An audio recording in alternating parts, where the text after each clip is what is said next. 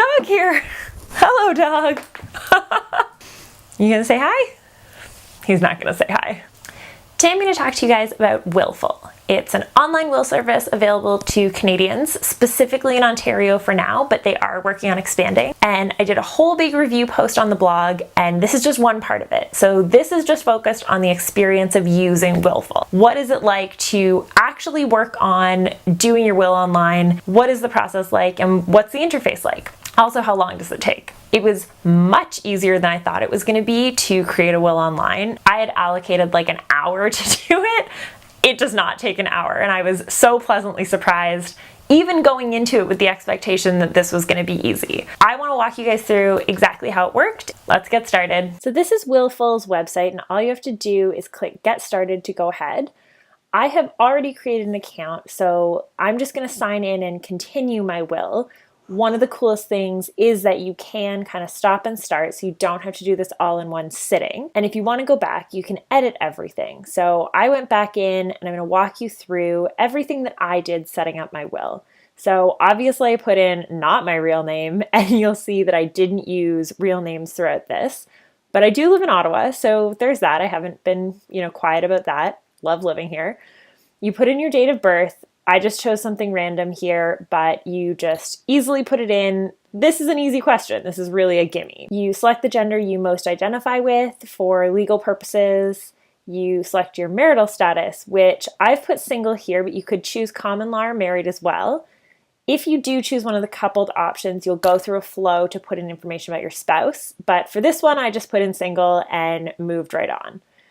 I also put in that I don't have children, but if you do, this is where you could choose a flow that would include your children, and you can rent or own your home. I put rent for this kind of go through the will. The one thing you want to look at here is really the difference between the essentials and the premium plan. So the essentials is really just your will, but the premium plan includes contingencies for kind of the other worst case scenarios that aren't death. And you can see all the details you need in the handy little rollovers.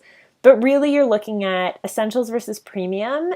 Premium would include everything you need to set your power of attorney in case you were incapacitated and couldn't make decisions on your own. From there, you have not completed your will. The only reason you're getting this screen right now is because I had completed my will. But the really great thing is that with Willful, you have unlimited edits to your will.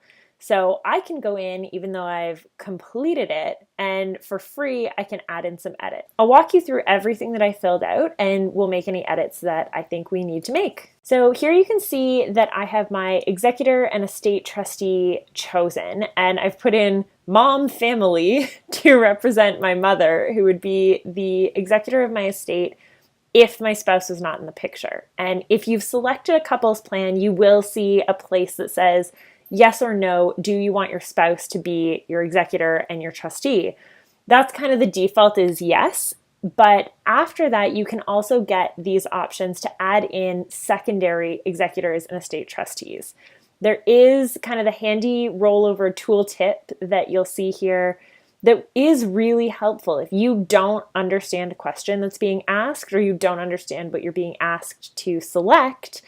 Anytime you see that little orange question mark, you can roll over it and get the information that you need to help you complete that screen. After you submit that, you'll go into some of the trickier decisions. So this might be somewhere where you want to pause, but you can work through the screen by looking at all the different options that you can select for your final resting place. Again, this might be something that you know off the top of your head. You don't need the cost information. You know without a doubt this is what you want to do. But if you don't, this information is really helpful to have. After you've chosen one, so I selected cremation to show you guys these additional choices. So sometimes you will need to select something on top of the option that you've chosen. And everything is really clearly laid out. All of the options are there for you. The ceremony options, I believe, come up no matter what you choose.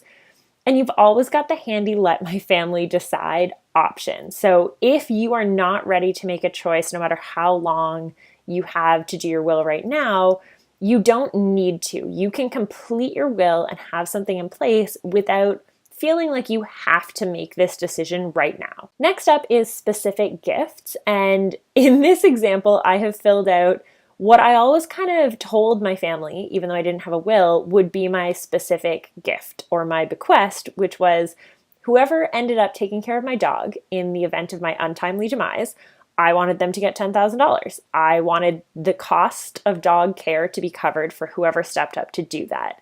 Now it's time to figure out how you want to allocate your overall estate. So outside of your specific gifts, this is where you allocate the rest of it. So all of your savings, everything like that, proceeds from a sale of a house, all that good stuff. And you can name multiple beneficiaries here. The great thing is that it's really easy to adjust how much of your estate is going to each person. There's a few different ways you can do it here. So I've got two people set up, my friend and my mom, with fake names, obviously.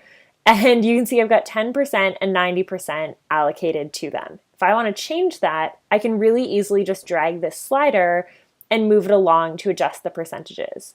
I could also distribute it evenly if I wanted to. Helpful if you've got like 10 people involved and you don't want to deal with the slider, but you can always use the slider to adjust. Then you have to figure out how you want things allocated in other situations. So if one of your beneficiaries were to pass away, how do you want to handle that? And how do you want to handle if any of your beneficiaries are children? And that's it. That's your whole will. And from there, if you're getting the essentials package, that's it. You're done. But if you went with the premium package or the couples package, you're going to move on to your power of attorney document. These are those emergency preparedness documents on top of the will that are going to help your loved ones make decisions about your care and your assets if you are not able to. And then here we have power of attorney for personal care. So maybe it's the same person, maybe it's a different person, but everything you need to figure out who it would be and who a secondary person would be is on this page. Now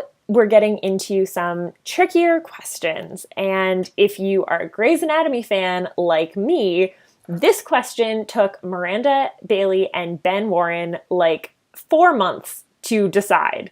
So you don't have to have an answer right now, but it is an important question that is much easier to handle now than it is when you or a loved one is in this situation. So it's important to figure out now, but again, that, let my power of attorney decide option is still there. And that's also not the only question that you're going to face at this point, because you also have to figure out the pain management side of things. This is one that I did not expect but going into this, and it was a bit of a conversation, but the really important part that you want to know is that it's not just any pain meds, it's pain meds even if the treatment will hasten your death. So if giving you pain meds will make you die sooner, do you want them? Again, this is a tough question. This might be a conversation. It might be something that you save and come back to after a glass of wine or a couple months of figuring it out, but you can always choose,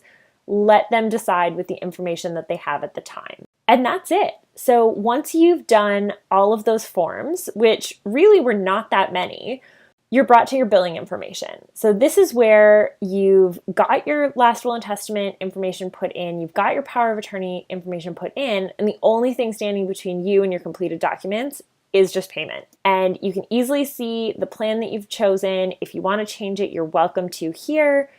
And you also have a promo code. So if you use code HALFBANKED, apply that to your purchase, you will get 10% off the purchase price of any of the plans.